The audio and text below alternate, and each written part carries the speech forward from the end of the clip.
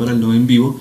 Hoy tenemos como invitado al senador de la República, Alfredo Ramos Maya, que nos acompaña el día de hoy. Muy buenos días. Mario, Olive, muy buenos días, muchas gracias por esta oportunidad. Al Nodo, muchas gracias por recibirme y muy bueno poder conversar profundamente de tantos temas. Colombia es un país que genera más noticias que cualquier otro en el mundo todos los días y poder discutir temas de fondo y temas de coyuntura. Muchas gracias. Es verdad. Y tenemos también a Liven, él es periodista del Nuevo Colombia. Bienvenido, Liven. Buenos días. Doctor Alfredo, bueno, cuéntenos un poco sobre usted, sobre su trayectoria política, sus estudios y demás. Muchas gracias. Yo ya llevo 3 años de senador, pero antes no había hecho política. Soy hijo de un hombre muy reconocido en Antioquia, un hombre con una gran trayectoria política, Luis Alfredo Ramos, que fue senador de la República, embajador, gobernador y alcalde, gobernador de Antioquia, alcalde de Medellín, congresista muchos años, una persona con una gran hoja de vida y de experiencia en el sector público. Evidentemente pues me picaba de alguna manera la política. Los hijos de político tenemos normalmente 2 opciones, un amor muy grande por la política o una pereza. Yo por fortuna aprendí con el ejemplo de un gran servidor público como Luis Alfredo Ramos, que hay que servir a la ciudadanía, que hay que estar, que las personas buenas se tienen que meter a la política, no dejar esto en manos de unos pocos para después quejarse, como suelen hacerlo muchos, estar indignados todo el tiempo pero sin la acción. Yo creo que había que dar la pelea. Entonces siempre tenía la aspiración de ingresar a lo público. Soy bachiller de un colegio en Medellín, de Envigado, al lado de Medellín, que se llama el Colegio Benedictino, un colegio prestigioso de toda la vida, un colegio católico. Estudié posteriormente 2 carreras, estudié Derecho en la Universidad Pontificia Bolivariana, simultáneamente estudié Administración de Negocios en EAFIT, posteriormente hice 2 especializaciones, una en Derecho Constitucional en la Universidad de Antioquia, una en Mercadeo.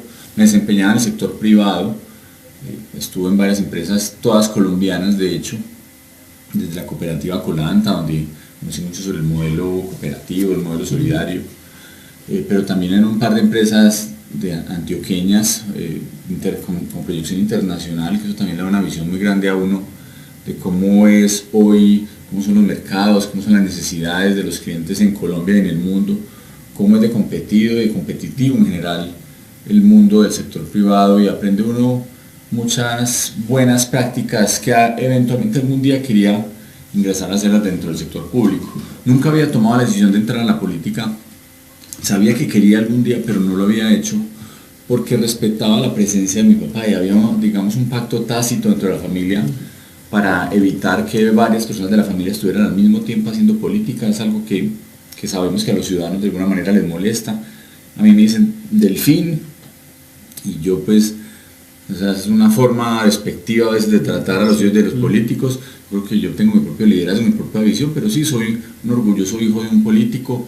Y cuando mi papá hace 4 años iba a presentar a la presidencia de la República, había lanzado su precandidatura, lo privaron de la libertad infamemente, y muchas personas me invitaron a que hiciera parte de la política, que entrara a la lista del Senado del Centro Democrático con Álvaro Uribe. En ese momento era apenas, no existía como partido, era apenas una idea, un proyecto político, y no fue una decisión fácil, porque estaba mi papá privado de la libertad.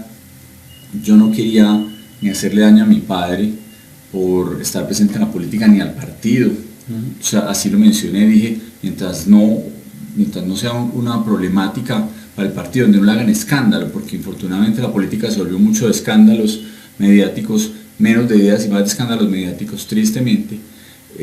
Pues yo, si no le hago daño y si la problemática va a ser mi nombre, pues yo no acepto.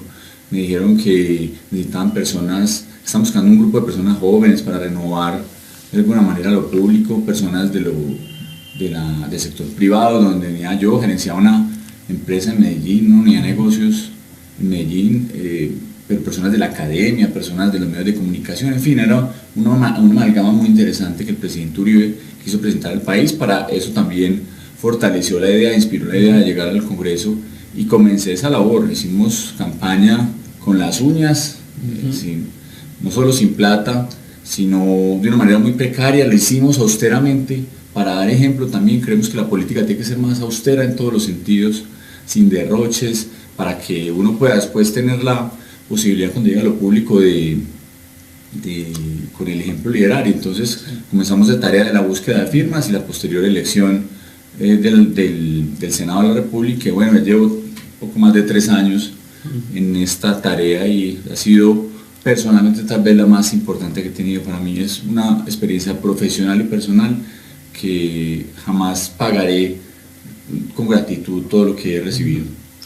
Sí, nosotros desde el Nodo pues hemos también seguido muy de cerca su trabajo y también el trabajo del doctor Luis Alfredo Ramos también hemos seguido pues y también hemos denunciado todo lo que está pasando con él.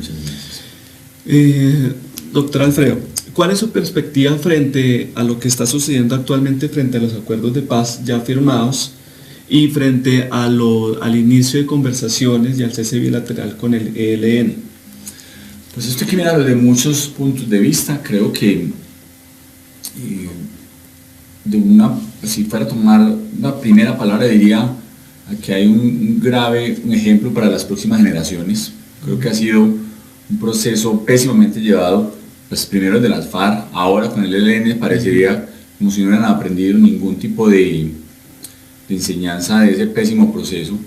Una entrega a la institucionalidad de la democracia a un grupo criminal, no un grupo con motivaciones políticas, sino un grupo económico, un emporio económico criminal supremamente grande, donde se le terminó entregando la democracia, donde se le terminó entregando la institucionalidad y se legitimó políticamente a unos individuos que no tenían y no merecían ese tipo de dádivas o de gaveras por parte del Estado.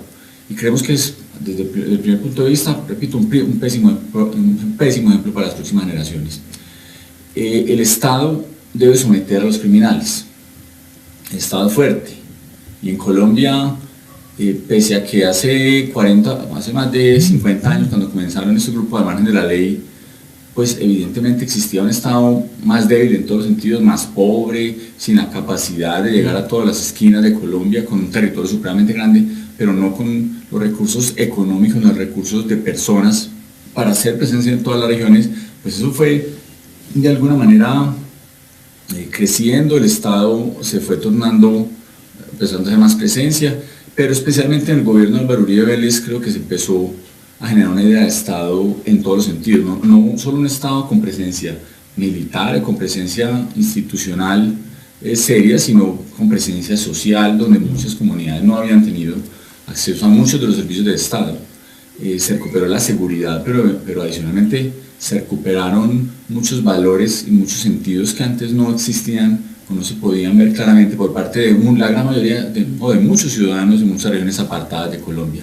Un presidente que iba a las regiones, que cada 8 días daba la cara y que cada 8 días hacía un diálogo directo con los ciudadanos que no se había visto nunca en la historia de Colombia. Un hombre que se mantenía conectado con alcaldes, con concejales, sin intermediarios, sin la idea de trabajar a través de los congresistas como solía hacerse. Y entonces eso generó una presencia institucional muy importante del Estado. ¿Qué sucede? Pues evidentemente todavía faltaba mucho por cubrir. Y por eso Colombia eligió a Juan Manuel Santos en su momento. Y Juan Manuel Santos le da la vuelta a esto, de alguna manera hace derrotar al Estado frente a estos grupos de la ley que ya estaban supremamente disminuidos. Cuando uno ve las estadísticas de los miembros de las FARC entre el año 2012 y 2010, pues dependiendo de donde mires, se está hablando que hubo alrededor de unos 20.000 personas entre desmovilizados, dados de baja y capturados que salieron de esa violencia, que salieron de esos grupos al margen de la ley. Y era un grupo supremamente disminuido de las FARC, en todos los sentidos. Juan Manuel Santos los legitima políticamente, los pone como unos grandes luchadores sociales, los reivindica, empiezan a hablar de guerra en Colombia, cuando los colombianos con claridad sabemos que no existía tal. De hecho, aquí la palabra conflicto ha sido vilipendiada. Aquí en Colombia no ha habido conflicto armado, aquí en Colombia ha existido un Estado de Derecho, una democracia con sus errores y sus falencias, sí, pero cada vez fortaleciéndose más, que infortunadamente terminó, repito, entregándose a la criminalidad, negociando entre pares, negociando entre iguales, y eso lo que va a hacer es que en el futuro muchos grupos al margen de la ley, que además se basan en el narcotráfico, que es tal vez el combustible más importante de la violencia en Colombia, en la minería criminal, en la extorsión, en el secuestro, como formas de de financiar sus estructuras, de alguna manera las personas que trabajan con ellos. Lo que terminó sucediendo es que el Estado entonces termina disminuyéndose, perdiendo fuerza, perdiendo presencia y abriendo paso a que mañana otros grupos como el ELN, como las, entre comillas, disidencias de las FARC, que realmente entre el ELN, las FARC, las bandas criminales, existía finalmente una alianza oculta para fortalecer el narcotráfico, pues terminaron entre ellos cobijándose, todos tapando con la misma cobija, y en el futuro, repito, entregando institucionalidad, entregándoles curules, permitiendo que el narcotráfico sea igual al delito, sea igualado al delito político, sea conexo al delito político, en general generando visibilidad, una visibilidad y legitimidad política directa, regalándoles curules, regalándoles zonas para que ellos participen solos, y de esa manera creemos que en esa forma se legitima la violencia. La violencia es al futuro y creo que es una derrota completa del Estado. Sí. Bueno, ¿cuál es su posición frente a las declaraciones del presidente de Estados Unidos, Donald Trump, de desertificar a Colombia si no logra controlar el incremento de cultivos ilícitos en el país? Pues Estados Unidos ha hecho una gran inversión en Colombia desde hace mucho tiempo, lleva más de 15 años entregando recursos a la lucha contra el narcotráfico, uno de los principales flagelos que tienen hoy muchas comunidades. Colombia además está empezando a padecer de una manera muy grande, de manera creciente, porque muchos de ese narcotráfico, o mucha de la droga que se produce en Colombia, no termina en las calles de Estados Unidos, termina hoy en las calles de Colombia con los jóvenes adictos, esclavos.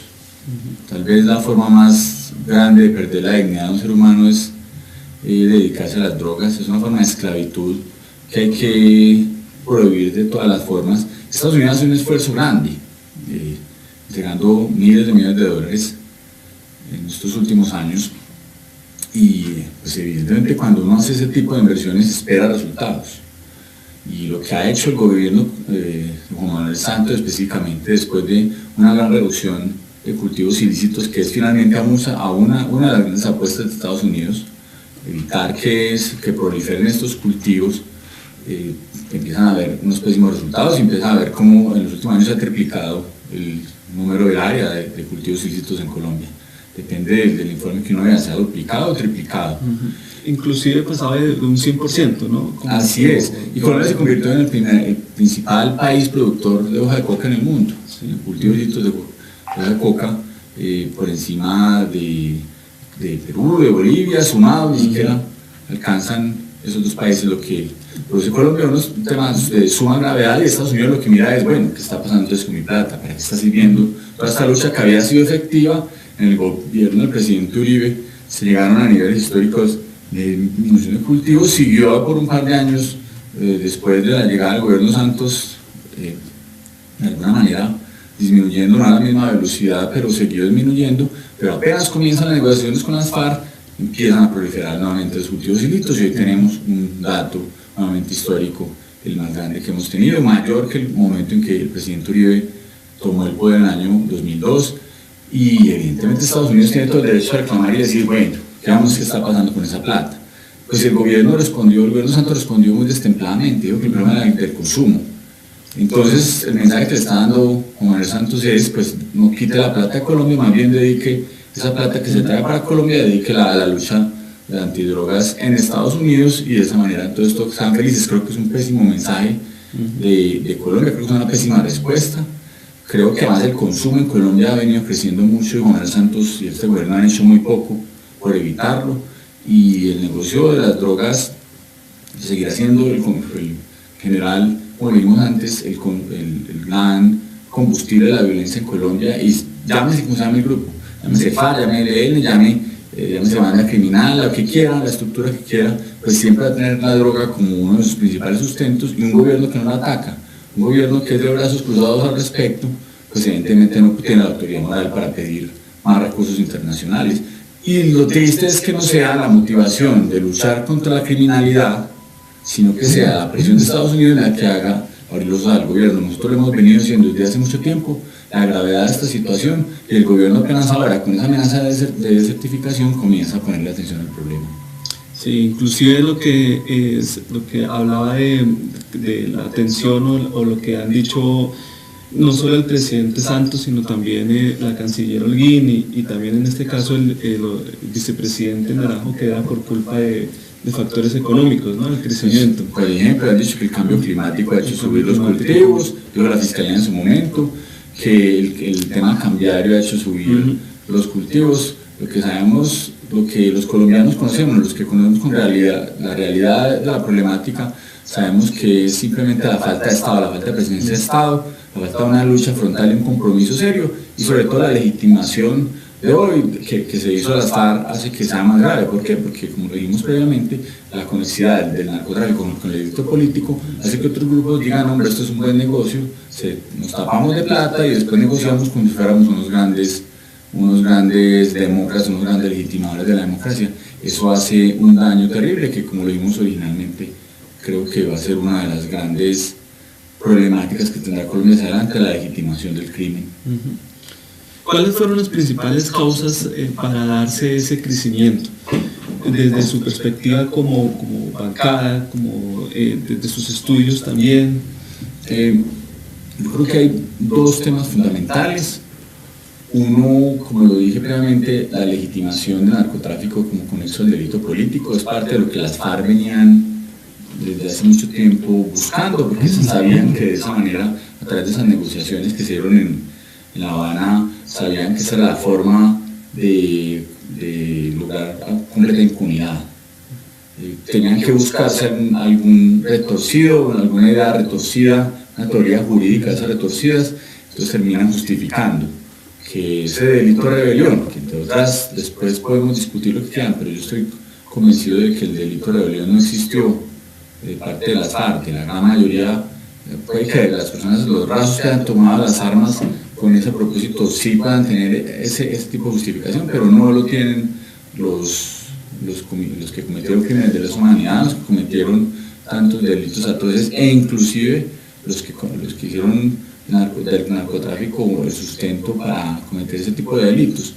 Pero repito, la justificación a través de las negociaciones de La Habana, una de las principales metas de las FARC, logró entonces que el narcotráfico se convirtiera en delito político, y eso hizo que los cultivos proliferaran. Y otro es que en Colombia se empezó a dar gabelas mucho más grandes a los campesinos que terminan sembrando coca, que a los campesinos que siembran productos de primera necesidad para los colombianos, para el mundo en general.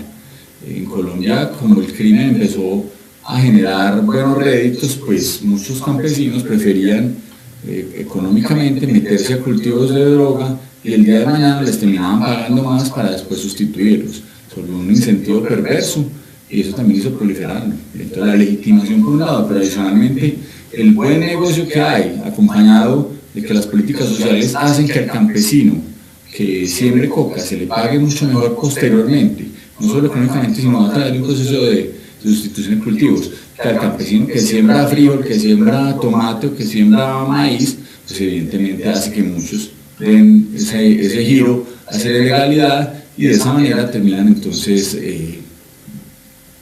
todos los colombianos terminan pagando los platos rotos, porque el negocio sigue creciendo internamente, repito, el consumo internacionalmente por un lado, pero el gobierno, a brazos cruzados, quitando el tema de la aspersión, otro tema crítico, fortaleciendo la sustitución, fortaleciendo la teórica sustitución, que no hizo sino hacer proliferar esos cultivos, pues terminan convirtiéndose entonces en un caldo de cultivo para que en el futuro, no sabemos por cuánto tiempo más, sigan creciendo esos cultivos, porque siguen creciendo. Hoy, en este momento, seguirán creciendo, y veremos entonces los resultados en unos pocos meses de cada vez que se haga ese corte, a qué velocidad siguen creciendo esos cultivos ilícitos.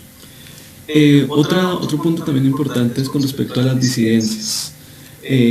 Para ustedes, o para usted, senador, ¿sería en las disidencias un brazo armado de las FARC? Desde su experiencia, desde su perspectiva. Es que es muy difícil determinar cuál es la criminalidad con nombre propio. La criminalidad está toda unida en el país. Antes los criminales peleaban entre ellos por zonas, ya empezaron, se dieron cuenta que el mejor negocio era no pelear entre ellos, y simplemente cada uno se respetaba su espacio. sucedió con las FARC, sucedió con el ELN, completamente disminuido y casi desaparecido. Al final el gobierno del presidente Uribe se desapareció, estaba prácticamente desaparecido el ELN y hoy está legitimándose nuevamente como un gran actor político, pese a que tenía menos de 1000 miembros al final del gobierno de Álvaro Uribe Vélez. Pero si uno lo mira todo el contexto, pues el negocio que había entre las BACRIM, como se quiera llamar, Clan del Golfo, las autodefensas gaitanistas, el nombre que se le quiera poner, la relación que tenían con el ELN y la relación que tenían con las FARC, hace que las franquicias compraban las zonas y la criminalidad entonces estaba completamente ligada una a la otra. ¿Qué termina pasando? Pues que muchos de esos miembros de las FARC, miembros del ELN, que empiezan a ver que sus grupos de alguna manera se quieren desmovilizar, teóricamente siguen aprovechando el negocio, siguen lucrando cada vez más con mayor fortaleza de las zonas que quedan abandonadas y la criminalidad seguirá, porque es que cuando se habla de disidencias no sabe uno si eran las mismas, si son aupadas por pueblos cabecillas, que es muy probable, es muy difícil determinarlo, pero tampoco creo que es difícil pensar que de alguna manera pueden estar lucrándose muchos de los cabecillas aún para hacer política y para intentar legitimar o lavar muchos de sus activos por un lado, pero adicionalmente también ese cambio de disidencias, pues ya como entre todos se conocen, entre todos los criminales tienen ese pacto, pues hace que se cambie muy fácil de camiseta y se cambie de brazalete muy fácil. Así que el fenómeno de disidencias, entre comillas, tiene muchas causas, pero sobre todo, insisto, la legitimación que le dio el Estado al narcotráfico hace que esas propias, entre comillas, disidencias, el día de mañana digan, yo también voy a negociar bajo mis propios parámetros, el día que yo me sienta débil y que sienta que ya el Estado viene por mí, pues me entrego, negocio de tú a tú, y me dan curules, me dan financiación de partido político, y me dan una gran cantidad de aplausos hoy en las universidades, porque eso es lo que está sucediendo de las universidades hoy. Los jóvenes están aplaudiendo a los criminales y están chiflando a los que estamos dando la lucha democrática. Sí. Bueno, desde su conocimiento en administración, negocios y mercadeo, ¿cómo visualiza la economía del país en este momento? Muchos retos y por crecimiento, por un lado, muy pobre, muy lejano a las necesidades que tiene que tener Colombia para generar empleo serio, para generar inversión seria.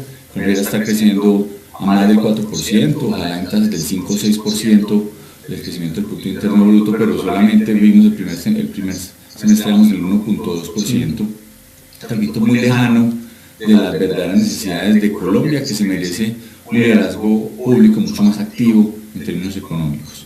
Un derroche enorme del presupuesto estatal, un endeudamiento muy grande que hace que el déficit fiscal tenga un ritmo casi que indetenible de crecimiento. El gobierno Santos ha tomado pésimas decisiones en materia económica, fortaleciendo sectores que no tienen la trascendencia, generando mucho subsidio, mucho asistencialismo que no genera valor agregado al país. Infortunadamente empezaron a generarse unos incentivos para permanecer pobres. A muchos colombianos les sale más negocio permanecer pobre que ser emprendedor, que buscar un empleo, con muy pocas siendo muy poco atractiva la inversión, una tasa fiscal o una tasa impositiva supremamente alta, y repito, un derroche del Estado en corruptela y en general en una pésima administración del recurso público.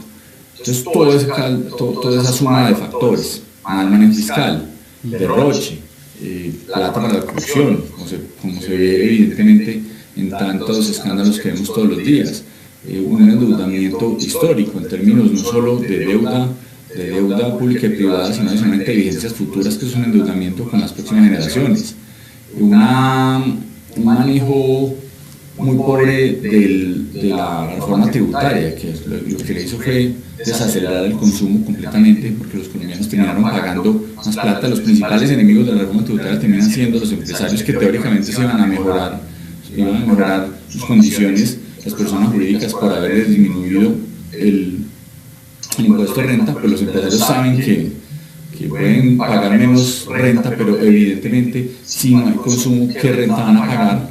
Eso golpeó mucho a la clase media y la clase baja, que son las que más pagan IVA proporcionalmente a sus impuestos. Si hay un impuesto regresivo en Colombia es el IVA, donde el quintil más bajo de la población, el 20% más pobre de la población, paga porcentualmente sus ingresos mucho más dinero que el quintil más alto, que el 20% más alto. Eso hace que finalmente todo ese pésimo manejo económico pues termine repercutiendo directamente hoy en un crecimiento económico supremamente pobre, con 5 o 6 puntos por debajo de lo que debemos estar creciendo, con una mala planeación económica, porque como lo mostramos en muchos debates del presupuesto general de la Nación, el gobierno ha fallado en sus predicciones económicas año tras año, aproximadamente entre el 1,5 y el 2%, significa que son más o menos entre unos 10 y 20 billones de pesos menos ricos cada año, vaya acumulando eso lo que significa en términos económicos, y adicionalmente con unos incentivos perversos para algunos sectores que son los que teóricamente van a salvar a Colombia, pero donde no se hace nada. El problema de tierras, por ejemplo, en Colombia es evidente. Estamos que le queremos apostar al agro y no hay garantías en materia de tierras. Cualquier empresario hoy tiene el riesgo de que lo persigan, de que le quiten la tierra, de que lo terminen multando, de que, pues, en general muchas dificultades, un estado persecutor, no un estado que genere incentivos a la inversión y ni al emprendimiento, ni a la ciencia y la tecnología. Disminuyeron, por ejemplo, en términos enormes, el porcentaje de inversión en ciencias, pero no solo eso, tomaron 1,5 billones de pesos de la ciencia y tecnología en regalías, se le entregaron a las vías terciarias, ahora en campaña política para hacer politiquería, corruptela en plena época electoral. En fin, son demasiados factores, pero definitivamente es el liderazgo, el pésimo liderazgo de Juan Manuel Santos y de su ministro de Hacienda, Mauricio Cárdenas, lo que ha llevado a Colombia a una debacle económica, porque nos estaban prometiendo un dividendo de paz, entre comillas, que era el 2% del Producto Interno Bruto, que el crecimiento del Producto Interno Bruto iba a ser casi el 6% en el año 2018, y aquí vemos hoy en el año 2017 cómo estamos ahí precariamente creciendo al 1,2%. 1,2%. ¿Cómo vio que, por ejemplo, esas grandes empresas, desde su trabajo en Medellín, en Antioquia, que Fabricato, Argos, tuvieron grandes pérdidas en el primer semestre, que el primer semestre fue, según analistas, el peor trimestre presentado entre los últimos 15 años? Es una preocupación grande porque esto lo terminan pagando los colombianos más sencillos, los colombianos que tenemos empleo. Lo difícil que ha sido formalizar a los colombianos que paguen seguridad social, que tengan un empleo estable y digno, que no tengan la preocupación de no solo un salario para no alimentar a su familia, sino que tengan la protección en salud, que tengan una posibilidad de acceder a una pensión, con lo difícil que es eso, pues hace que cualquier cierre de empresa nos duela mucho. Se han perdido muchos empleos en el sector textil este año. Colombia había sido una histórica potencia textil en todos los sentidos, pero se ha venido decayendo mucho por malas políticas del gobierno y además por estar de brazos cruzados frente a fenómenos como el contrabando, que hace tanto daño a la empresa nacional y que no, a la industria nacional, y que no son atacados de una forma efectiva por el gobierno. Y creemos que todo ese proceso industrial que quería estar generando mucho la economía con productos competitivos, hoy cuando hay un dólar alto somos competitivos internacionalmente, pero la industria jamás crece a la velocidad que debe crecer. Reficar, que era supuestamente una de las soluciones a la problemática, pues no ha tenido ni los niveles de producción que se esperaba, pero tampoco la competitividad que se esperaba. Creemos entonces que se requieren unos cambios muy profundos, se requieren unos cambios en materia fiscal, y se requiere una verdadera reforma tributaria, que atraiga la inversión, no que la espante como lo está haciendo en Colombia, disminuyendo los impuestos en muchos sectores, disminuyendo la tasa impositiva por un lado, pero adicionalmente disminuyendo tantos impuestos y tanta complejidad del sistema tributario. Una empresa hoy paga una gran cantidad de pequeños impuestos en vez de ser unificados, hacerlo de una forma mucho más sencilla. Y adicionalmente creemos que se tiene que fortalecer aún más las finanzas regionales. Es que el país es supremamente centralista. Colombia, o al menos los ministros aquí sentados en sus escritorios bogotanos toman las decisiones muy lejanas a la realidad de Colombia, y eso hace entonces que la industria y que la economía, la agroindustria, que se debería estar moviendo con la velocidad que genere crecimiento, lo único que está hoy generando una mayor incertidumbre, y entonces muchos de los recursos de esos inversionistas, tanto extranjeros como los propios recursos de los colombianos, empiezan a irse porque no sienten las garantías para que aquí pueda crecer el emprendimiento, pueda crecer el empleo, y repito, lo terminan pagando los más necesitados, las personas que se esfuerzan más, que tienen que mercar todos los días porque no tienen una gran cantidad de recursos, son las que terminan pagando con su empleo esas malas políticas y decisiones del gobierno.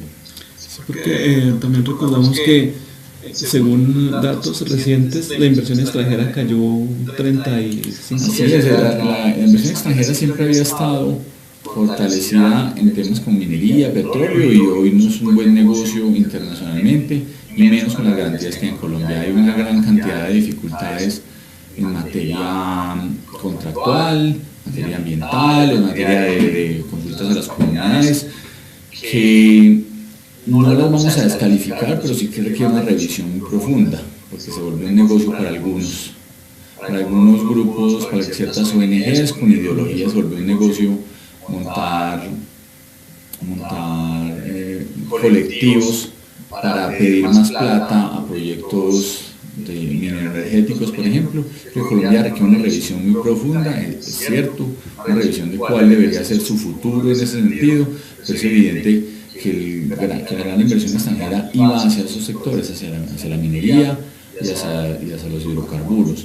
Y en Colombia hoy es muy complejo montar un proyecto de esos por las condiciones económicas del mercado global, pero adicionalmente por los temas sociales y ambientales en Colombia, que la están volviendo imposible, la están volviendo prácticamente inviable. Así que algo de revisarse. Yo creo que Colombia también tiene que tener una claridad sobre eso, sobre cuáles deberían ser zonas que se dediquen exclusivamente a estos proyectos. De pronto hay que tomar unas decisiones mucho más profundas, y no estamos hablando solo de zonas de páramos para proteger las fuentes de agua, sino en general hay zonas que no tienen tradición minera y no es bueno imponérselas porque sí, pero también de otro lado yo creo que brindar garantías y facilidades en términos de tiempos, en términos de acabar con tanta tramitología que, repito, que genera corrupción y genera una burocracia muy preocupante que desincentiva la inversión, y definitivamente esa es una de las causas, la causa fundamental de la falta de inversión extranjera, que ha venido cayendo a unas velocidades enormes, y por tanto también cae la seguridad energética hacia futuro. Hoy ya tenemos unas reservas petroleras muy bajas en Colombia. Cuando Gobierno Santos tomó el poder, estábamos hablando de casi 7 años de reservas petroleras, hoy ya estamos hablando de 5. Sí, no hay nuevos yacimientos, no hay nuevos descubrimientos, se empiezan a agotar ya los que ya están en estado avanzado, por un lado, pero adicionalmente en otros sectores de la economía, como ya hablamos de ese minero energético, en otros sectores de la economía no hay garantías por sus temas fiscales, por un lado, por sus temas de infraestructura, adicionalmente por falta de institucionalidad y toda la tramitología que existe. Eso hace un daño enorme, un daño profundo a la economía, y creemos que es una de las razones por las cuales hoy no solo ha caído la inversión, sino que va a seguir cayendo si no llega un buen gobierno para Colombia. Si aquí llega un gobierno populista, un gobierno de izquierda que no genera garantías, pues van a salir no solo los recursos de los extranjeros, sino los recursos de los colombianos y el capital humano colombiano, como solía hacerlo antes del año 98, o antes del año, o de la entrada de la presidencia de Uribe, posteriormente, en el año 2002, que los colombianos iban a buscar nueva suerte a muchos países del mundo, y se nos fue una gran cantidad de capital humano. Bueno, ya que nos habla de un próximo gobierno, ¿cómo ven los precandidatos a las próximas elecciones? Pues yo hablo del Centro Democrático, nuestro partido. Yo veo a 5 grandes seres humanos, 5 personas que piensan profundamente, que conocen profundamente a Colombia. Un orgullo tener estas personas. Son personas serias, personas con un discurso coherente, que hacen un diagnóstico claro de la problemática y proponen soluciones muy concretas, viables económicamente, que generan confianza a la ciudadanía, a los inversionistas, que le generan confianza en general al Estado y que van a manejar los recursos con transparencia, y que van a manejar los recursos públicos con rendición de cuentas permanente, que quieren a los ciudadanos. Para nosotros es un orgullo tener los 5 precandidatos del Centro Democrático. Hay que dilucidar el proceso de elección, creo que tenemos que llegar unificados y rápidamente para que podamos, en vez de tener tantas voces, tengamos una sola voz donde todos trabajemos en pos del mismo camino y eventualmente llegaremos a una coalición con otros sectores que apoyaron en su momento la gran coalición del no, una coalición en defensa de la democracia, en defensa de los valores institucionales, de la no entrega del país a los criminales, de un manejo económico donde la inversión privada y la propiedad privada se respeten, y nosotros entonces estamos en un proceso político muy interesante interno, de muy buena emulación, repito, por personas que sin duda a cualquiera de ellos le cabe el país en la cabeza. Tendremos candidatos no solo para esta, sino para muchas ocasiones posteriores, con personas, repito, serias, preparadas, honestas, que quieran a la ciudadanía y que adicionalmente van a estar bien rodeadas, porque es nomás ver que si una de esas personas llega a ser nuestro presidente, como seguramente lo será, pues va a tener un gran equipo, porque muchos de los otros que hoy son sus émulos terminarán siendo parte de ese gran equipo. Yo creo que hay que brindarles eso a Colombia, un gran equipo, que es en cierta forma lo que hizo el Centro Democrático en el Senado. Pues tenemos un gran líder como Álvaro Uribe Vélez, pero también unos escuderos muy fuertes, conocedores de mucha problemática, y eso hay que ofrecérselo al país. Eso es tal vez uno de los grandes valores que ha existido en el Centro Democrático, un partido fuerte, un partido disciplinado, pero sobre todo un partido coherente y donde se presenta no solo una sola persona, es el liderazgo de Álvaro Uribe Vélez, es inminente y es internacional, ya trasciende las fronteras, sino un gran equipo de trabajo donde cualquier persona con la que uno hable tendrá la misma coherencia, la misma filosofía, la misma transparencia y el mismo conocimiento de la problemática del país. Creo que en eso, así mismo va a ser en lo que hoy se conoce como la gran coalición republicana, la gran alianza de los sectores que votamos por el no en el plebiscito del pasado de octubre, el plebiscito que nos robó este gobierno a través de componendas jurídicas, pero que vamos a defender con mucho entusiasmo ahora en las elecciones de Congreso de marzo y posteriormente en la primera vuelta en las elecciones presidenciales de mayo del 2018. Es evidente que nuestros candidatos y la unificación de un solo candidato va a disparar a quien sea que tome la delantera. Creemos que tenemos mucho para mostrar al país y sobre todo tendremos candidatos, como dije, para muchas generaciones a venir, para muchas presidencias, unas personas preparadas, honestas, que quieren la ciudadanía y que están dispuestos a jugársela todos los días por los colombianos. Bueno, nosotros sabemos que pues uno de los componentes con el que se lanzó al Senado y todo esto fue la educación, el emprendimiento, ciencia y tecnología. ¿Cómo ve esos aspectos en este momento en el país y desde su posición desde su investidura como senador? ¿Qué ha logrado en materia de estos aspectos? Muchos retos, cada uno viéndolo desde un punto de vista muy diferente. Hoy vemos un problema, una crisis en educación que ha sido histórica, pero que a la vez genera hoy que tenga que tomarse decisiones mucho más rápidas y mucho más aceleradas para lograr una mayor cobertura basada en la calidad. Colombia se aumentó mucho el nivel de cobertura básica y media desde hace mucho tiempo, pero sacrifican mucho la calidad, los jóvenes muy pocas horas en el estudio o en actividades adicionales. Se propuso la jornada única como una solución, pero va a una implementación supremamente lenta y que efectivamente hay que fortalecer muy rápido. Ese es uno de los grandes retos del próximo gobierno, es que la jornada única donde los estudiantes no solo están estudiando las materias básicas, sino que solamente tienen una gran cantidad de actividades que los formen como seres humanos, con deporte, con cultura, con valores, etc. Aprovechar mucho más tiempo, además que eso genera una lucha grande contra las externalidades como el embarazo femenino, el embarazo juvenil, la adicción a las drogas, por la propia llegada a bandas criminales. Todos esos temas se empiezan a atacar a través de un buen sistema educativo. Entonces Colombia está muy retrasado en términos de cobertura, de jornada única escolar. Personalmente hay que fortalecer mucho la calidad, y el tema de los docentes y los maestros hay que fortalecerlo, hay que capacitarlos más, hay que prepararlos más, hay que buscar que muchos de los buenos estudiantes de los colegios quieran ser maestros, quieran ser docentes.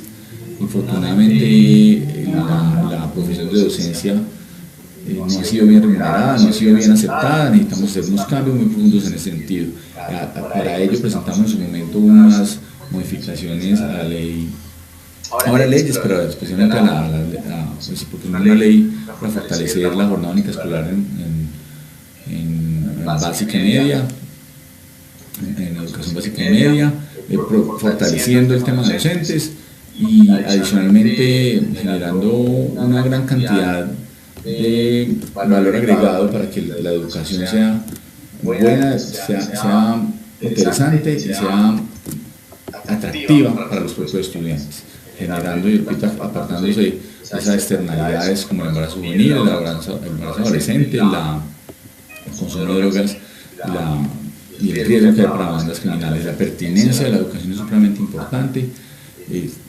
entender para qué están estudiando para qué se está estudiando y qué busca el país hacia futuro. Colombia tiene que trabajar mucho en ese sentido.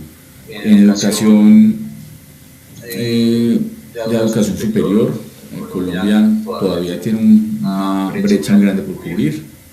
Estamos hablando de que casi uno de dos colombianos que salen del colegio no terminan con una carrera. O sea, no necesariamente tiene que ser una carrera universitaria, puede ser una tecnológica, una técnica. Buscamos a través de un proyecto de ley fortalecer la universidad pública. Creemos en la universidad pública. Creo que hay que quitarle la ideología. Hace mucho daño la ideología a la universidad.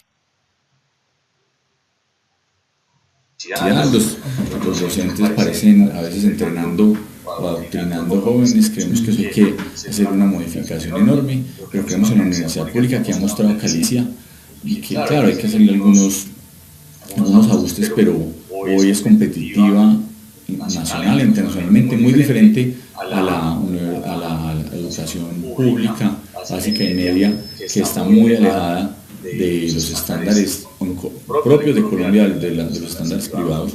En la universidad pública la calidad es 1A, se da, digamos, como lo decimos, se da palo, mano a mano con el sector, con las universidades privadas, y por eso hay que fortalecer la universidad pública. Considero, por ejemplo, que un programa como CELPI lo paga, que tiene una teórica función social, creo que esos recursos hubieran sido mejor invertidos en la universidad pública, que hoy tiene un déficit supremamente grande, y así fue el proyecto de ley que lideré, que presenté, basado en cómo hacer más eficiente la universidad pública para que tenga más ingresos, para que pueda mejorar esa calidad por un lado y mejorar la cobertura por otro lado. Como le dimos, 1 de cada 2 colombianos hoy no tiene acceso a instituciones de educación superior, y creo que en ese sentido hay mucho por trabajar. El gobierno no le ha puesto atención a la educación, pese a la gran cantidad de recursos. La velocidad a la que está mejorando la calidad de educación es muy insuficiente. Ustedes lo ven en las pruebas PISA, estamos supremamente lejanos, estamos más o menos, si uno hiciera la consideración en puntaje, estamos más o menos 4 años retrasados frente a los principales países del mundo. Es decir, cuando un joven tiene 15 años, en Colombia tiene un retraso de 4 años frente a un joven de 15 años de los principales países en las pruebas PISA. China que ha sido, o algunas zonas de China que ha sido bastante fuerte, y pues muchos países escandinavos, algunos países asiáticos, que son los que lideran este proceso. Ahí se empieza a ver la diferencia, porque es el capital humano que estamos estamos creando y que estamos fortaleciendo para que en el futuro sea el que tome todas las decisiones políticas, públicas, privadas. Y entonces, infortunadamente esos proyectos de ley, que son los proyectos que necesita el país, terminan en agendas, una agenda muy secundaria frente al día a día del interés del gobierno. El gobierno fortaleció a las FARC, les entregó todo, les entregó un montón de plata, y mientras tanto abandonan la universidad pública, no fortalece a la velocidad que necesitamos la jornada única escolar, le quita plata a los alimentos de los niños. El programa de alimentación escolar es uno de los principales afectados con todos los recortes presupuestarios que ha habido. Muchos jóvenes tienen el incentivo de ir a estudiar porque tienen su alimento.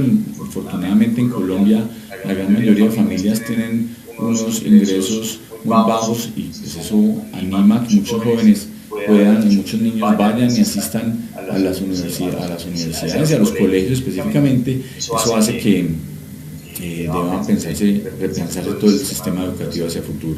Sobre todo,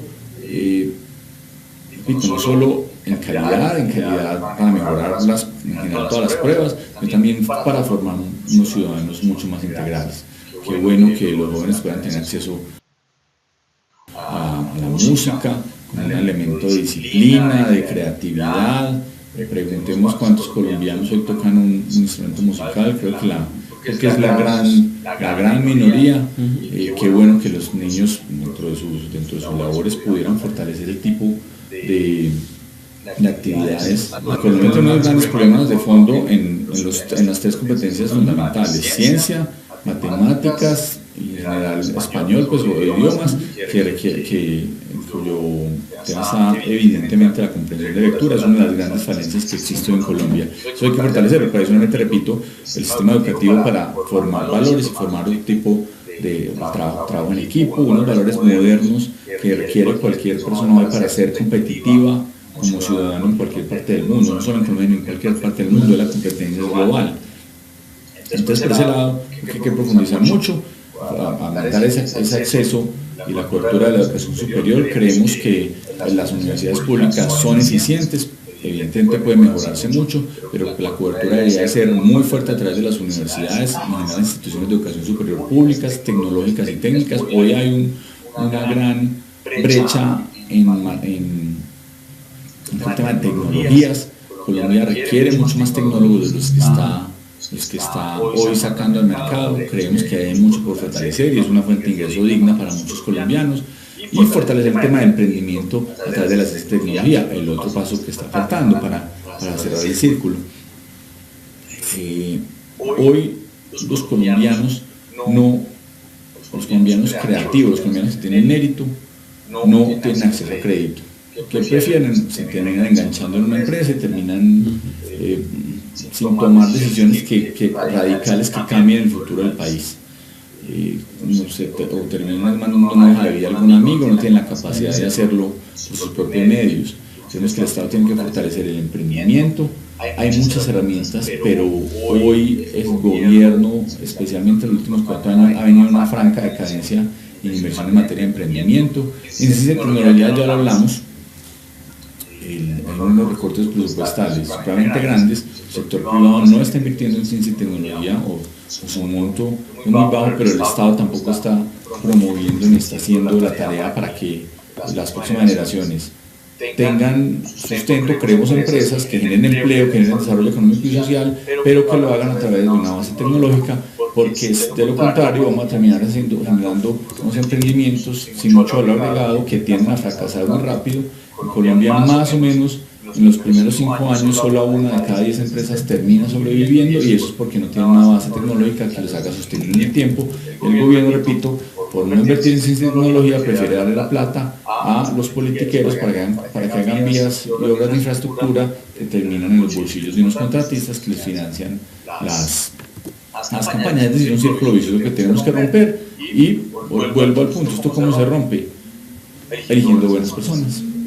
Creo que el Centro Democrático lo ha demostrado, tiene ese capital humano para hacerlo, tanto para Congreso como para Presidencia.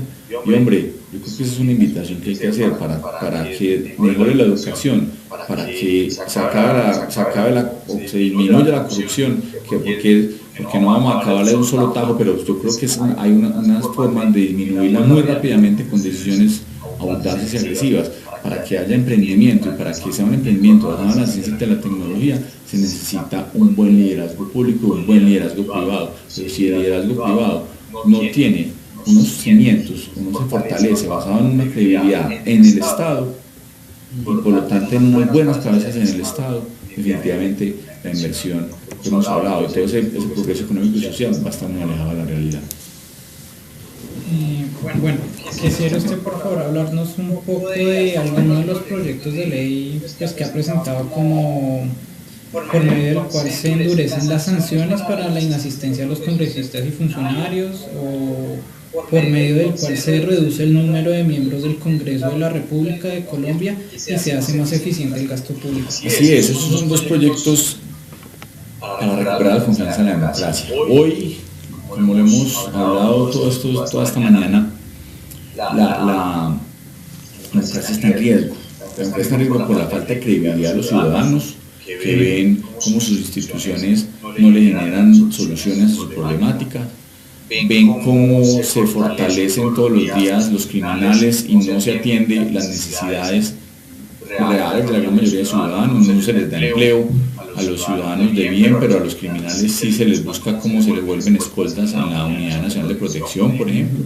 Esos son unos pésimos indicadores que muestran que han hecho perder confianza en la democracia, cuando se ven escándalos de corrupción todos los días, cuando temas como Odebrecht, como el tema de la justicia, en general, como Reficar, como tantos problemas que existen en términos de corrupción, no tienen soluciones concretas, y al contrario se parecería que nos hundiéramos más y más en este flagelo.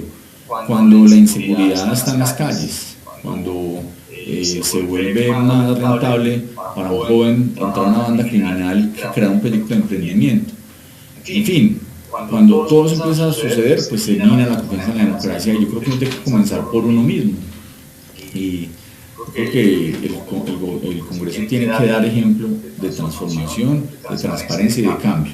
Y presentamos en su momento dos proyectos de ley. Uno, el que sancione el ausentismo, uno de los flagelos más grandes que existe en el Congreso, congresistas que se ganan un muy buen salario, que tienen un equipo de trabajo que pagan muy amablemente a todos los ciudadanos, que muchos de ellos infortunadamente vienen a generar actos de corrupción en vez de trabajar por los colombianos, pues lo mínimo que deben estar haciendo es asistiendo a las sesiones del Congreso. Entonces generamos un plan, hacemos un proyecto de ley para sancionar más drásticamente el ausentismo parlamentario. Repito, uno de los grandes flagelos que existe, que los congresistas tengan que asistir, tengan que debatir, que para eso es que los eligieron los colombianos, por un lado. Y otro es el de reducción del Congreso, porque queremos un Congreso más pequeño, más explotable, más económico, más barato para los hijos de los colombianos, que sea fiscalmente más viable. Estamos hablando de que la reducción del Congreso, que hoy estamos diciendo que hoy existen 268 miembros entre Senado y Cámara, estamos disminuyéndolo a 194. Eso solo haría que en Colombia nos ahorráramos más de 100.000 millones de pesos al año que podrían ir a educación, a salud, a muchas de las necesidades básicas de infraestructura, a vivienda, a muchas de las necesidades básicas de los colombianos, a cubrir esas necesidades en servicios básicos, por un lado.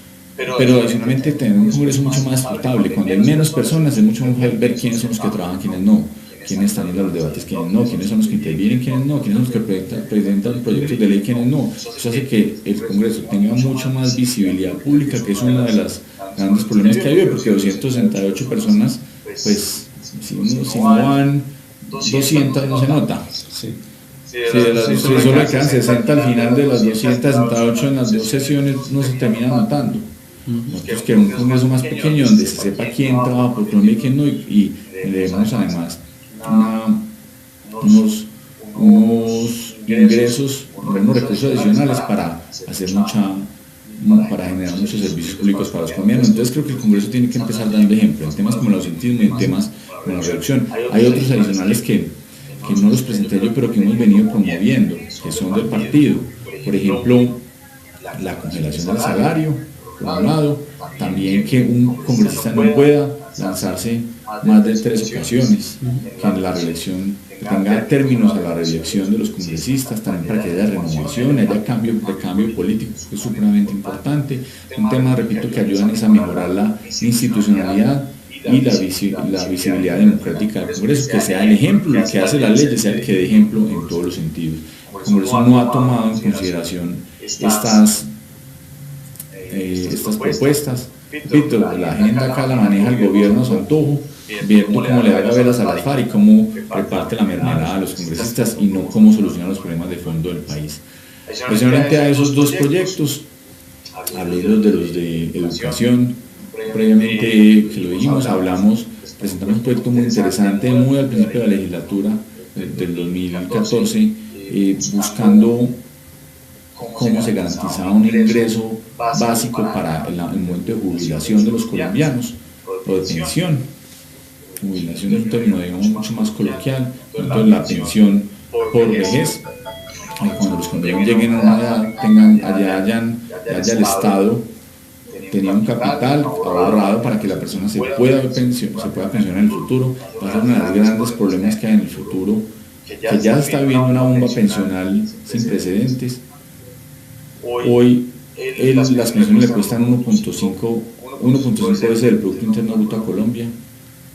Es decir, no tenemos que pagarlo. Si vendiéramos todos nuestros activos en Colombia, no tenemos cómo pagar la bomba pensional, pero con un agravante: es que solamente 1 de cada 4 colombianos está accediendo a una pensión. 1 de cada 4 llega a una pensión. El resto son unas personas que llegan a una edad donde tienen que vivir o de la caridad o de algún subsidio que es del Estado, tienen que vivir de la caridad de sus familias. Es decir, tenemos hoy una tercera edad sin capacidad de trabajar, profesionalmente sin capacidad de tener ningún ingreso, ni siquiera de una pensión. Es una empobrecida completamente, y como está determinado el sistema pensional, muchos colombianos que hoy están cotizando ni siquiera van a acceder a una pensión en el futuro, con una población que se está envejeciendo cada vez más, con una bomba demográfica donde la edad de los colombianos cada vez va a mantener personas más mayores, no mayores de 60 años, sin acceso a pensión. Entonces se agrava adicionalmente el tema pensional y vuelvo al punto: la bomba pensional es para los que tienen pensión, es donde queda el 75% que no tienen. Buscamos un proyecto con mucho alcance social, donde el Estado creara por cada persona que naciera, creara un fondo que garantizara que en el futuro tuviera, cuando llegue a la edad de pensión, una mínima pensión. Es un proyecto muy bonito, con alto contenido social, con alto progresividad, como ahora se pide tanto. Creo que es un proyecto que tiene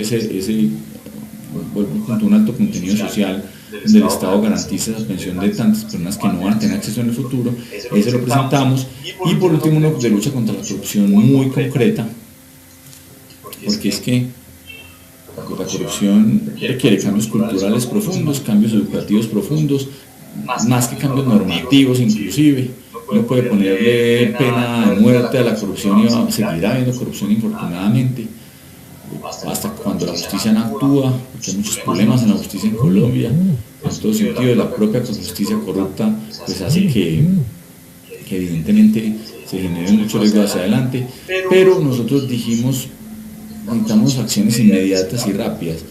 Hicimos un proyecto de ley donde buscábamos reducir el monto de efectivo circulante, porque a través del efectivo es que se van impuestos, a través del efectivo es que se pagan las grandes coimas, los grandes sobornos en el país. A través del efectivo se genera una gran cantidad de ilegalidad, un mundo oscuro por debajo que el Estado no puede controlar, porque si el Estado produce el dinero a través del Banco de la República y se desaparece el control. Y creemos que esa forma para ir reduciendo el efectivo e ir generando mayor trazabilidad de las transacciones financieras buscaría mucha transparencia. Hay que generar transparencia en el sistema económico, y creemos que será una buena alternativa, y presentamos ese proyecto en su momento, que también, como todos los proyectos que hemos venido presentando, pues no tuvieron buena suerte, porque insisto, el Congreso se dedica o a ausentarse por un lado o a seguir una agenda que el gobierno le impone por por sus propios intereses, no los intereses de los colombianos, sino el interés político del gobierno. Y el interés político del gobierno Santos, todos muy bien lo conocemos, es pues entregar mermelada a los criminales, a las FARC legitimidad, o entregarle mermelada a los políticos corruptos. Frente a materia económica, aparte de la ya mencionada, ¿qué otras propuestas ha lanzado el partido o ustedes también? El partido ha sido prolífero en sus propuestas, de hecho ya con unos éxitos muy grandes, temas sociales, por ejemplo, aumentar las semanas de maternidad, un tema que fue muy debatido, pero fue muy interesante. Por ahí proyectos que ya son, estoy hablando de unos que ya son proyectos de ley.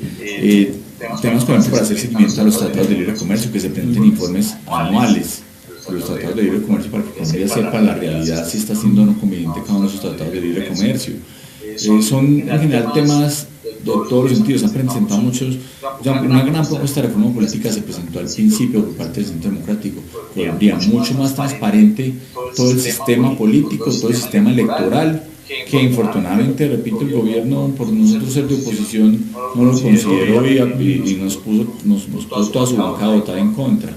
Pero el Centro Democrático ya había hablado del Tribunal de Aforados, el Centro Democrático ya había hablado del mérito para llegar a las altas cortes. Muchas cosas que hoy están nuevamente en discusión, en debate, ya el Centro Democrático las había propuesto. Tenemos una bancada que ha sido, repito, muy proactiva, ha presentado muchos proyectos de ley en aspectos políticos, en aspectos sociales, en temas económicos, pero que infortunadamente la propia dinámica del Congreso y el poco interés del gobierno en mejorar las condiciones del país realmente hace que años más hayan sido considerados. Pero lo que tenemos que buscar es que llegue un presidente que a través del gobierno impulse estas mismas iniciativas, que tenga un Congreso que lo respalde. Necesitamos hoy cambiar muchos temas del sistema político judicial en Colombia para hacerlo mucho más transparente. Necesitamos hacer unas medidas de lucha contra la corrupción para que sea mucho más transparente el sistema económico y adicionalmente generar incentivos a la empresa, al emprendimiento, a la ciencia y la tecnología para que sea la que genere empleo formal que repercuta en un mayor recaudo de impuestos y de esa forma podamos redistribuirlos en las comunidades que más lo necesitan sin asistencialismo embrutecedor, sino apoyando a verdaderos grupos que son los que tienen necesidades reales, que no pueden acceder a muchos de los servicios del Estado, fortalecerlos y que de esa forma reducir esa inequidad de la que se habla. Pero para mí es más importante primero crecer económicamente que tener una equidad absoluta, porque no nos sirve nada una equidad donde todos seamos pobres. Hay que generar condiciones para el desarrollo económico y que de esa manera los talentosos sean los que generen ese impacto grande, generen empleo, repito, y que eso se repercuta en mayores impuestos, que es lo que debería ser el verdadero recaudo de impuestos. El verdadero recaudo de impuestos se debería dar no para sacarle más plata a las personas del mismo bolsillo, sino porque crece tanto la economía que el Estado genera recursos para invertir en desarrollo social posteriormente. Bueno, esa es una pregunta un poco más personal. Es acerca de cómo ha visto el proceder del Estado frente a la situación jurídica de su padre. Pues el caso de Luis Alfredo Ramos es un caso con muy pocos precedentes en Colombia, un hombre que se presentó a la presidencia de la República con toda la trayectoria y toda la experiencia para llegar a este cargo, sin pruebas. Nos ha demostrado que ha habido 7 falsos testigos, pero demostrados completamente con unos intereses muy claros, muy oscuros, que han sido muchos de ellos promovidos por un senador de la República que parece más bien un vocero de las FARC que un senador. Se logró comprobar después de 3 años y 3 meses. Pues no lo veníamos diciendo desde hace mucho tiempo, pero después de 3 años y 3 meses se le dio libertad. No ha terminado el proceso, le hemos pedido a la Corte Suprema de Justicia que actúe con prontitud, porque es evidente que no existe prueba alguna en contra de Luis Alfredo Ramos. Fue víctima de un cártel de falsos testigos y es muy triste que la justicia siga con esa lentitud. La justicia tiene que ser no solo garantista del debido proceso y garantista garantista de la libertad, sino que adicionalmente una justicia pronta. Sin una justicia pronta no hay justicia. Y en Colombia la palabra pronta no existe. Se manejan los tiempos de la justicia muchas veces con interés político, muchas veces con interés económico, intereses oscuros, que son los que terminan tomando las decisiones, en vez de ser un sistema que sea transparente, que sea efectivo y que genere confianza en la ciudadanía. Así que deja mucho que desear la actuación realmente de la justicia en Colombia en el caso de Luis Alfredo Ramos. Queremos creer en ella. Infortunadamente no ha dado pruebas de tener la misma grandeza. Es evidente que pues, mi papá salió y está en libertad desde el mes de noviembre pasado del año 2016. Eso es una alegría inmensa, pero aún no se ha reivindicado su buen nombre, aún no hay una sentencia de fondo absolutoria, que es lo que nosotros estamos esperando, porque aún no le pueden poner el buen nombre en entredicho, mucho menos, repito, por intereses políticos, sobre todo cuando una persona hace política. Creemos entonces que esos cambios en la justicia que se están dando tienen que ser palpables y tangibles para cualquier colombiano, y para una persona honorable, decente, transparente como Luis Alfredo Ramos, sí que se requiere una justicia que actúe con esa prontitud como lo estamos diciendo. Creemos entonces que hay mucho por mejorar en ese sentido. Creemos que Colombia requiere transformaciones fundamentales para recuperar la confianza en la democracia, y hoy, cuando la justicia está en el ojo del huracán, en el momento más crítico de su historia, es un momento para hacer unos cambios profundos, y lo primero es que la propia justicia tome buenas iniciativas con personas honestas y transparentes como Luis Alfredo Ramos, y que le dé ya el visto bueno a la absolución que ya de tanto tiempo estamos esperando. Sí, nosotros hemos seguido ese caso, lo hemos denunciado varias veces a través del nodo. Lo que usted decía, senador, de los 7 testigos y demás de que pues, se han conocido en estos últimos años. Para finalizar, pues tenemos una última pregunta. Bueno, pues es referente al mismo tema, es sobre qué opina de las declaraciones pues, de la senadora Claudia López acerca de todo este proceso. Yo intento ponerle muchas bolas a personas que no tienen la autoridad moral para hablar de lucha contra la corrupción.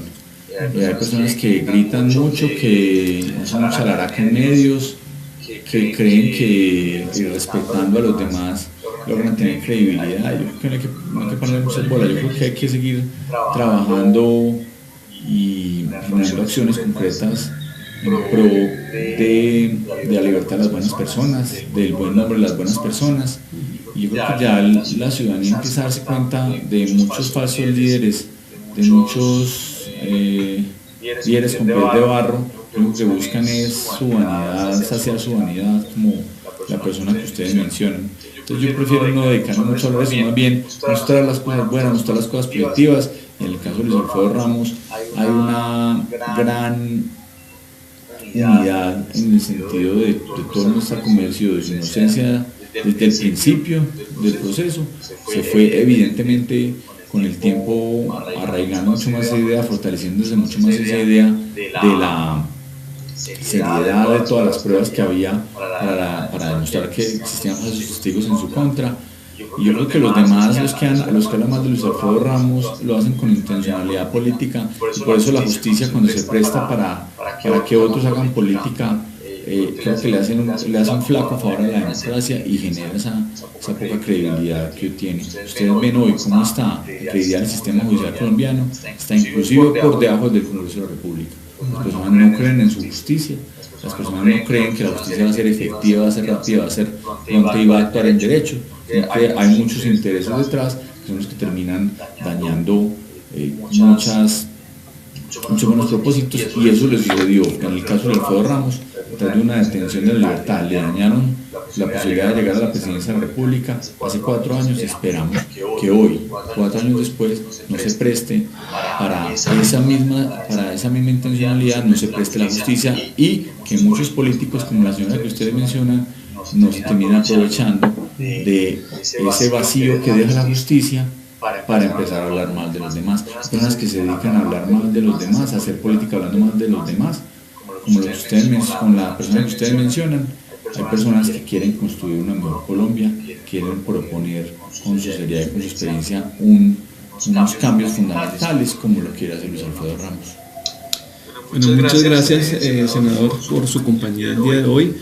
En una próxima ocasión también lo tendremos nuevamente. Mario Libre, muchísimas gracias por esta oportunidad. Aquí vendremos cuantas veces nos inviten. Muy interesante la charla, creo que tocaron muchos temas, pero creo que también es muy interesante que los ciudadanos conozcan no solo la vida de uno, sino también muchos de los temas que hoy son de gran trascendencia, que es lo que hoy están conversando los ciudadanos, cada vez más educados, cada vez más informados, son lo que están conversando en las mesas de las casas, en las universidades, bueno, poner en debate muchos de estos temas. Sí, y más pues con la situación que se está viviendo en Colombia, pues es bastante complicada en cierta medida.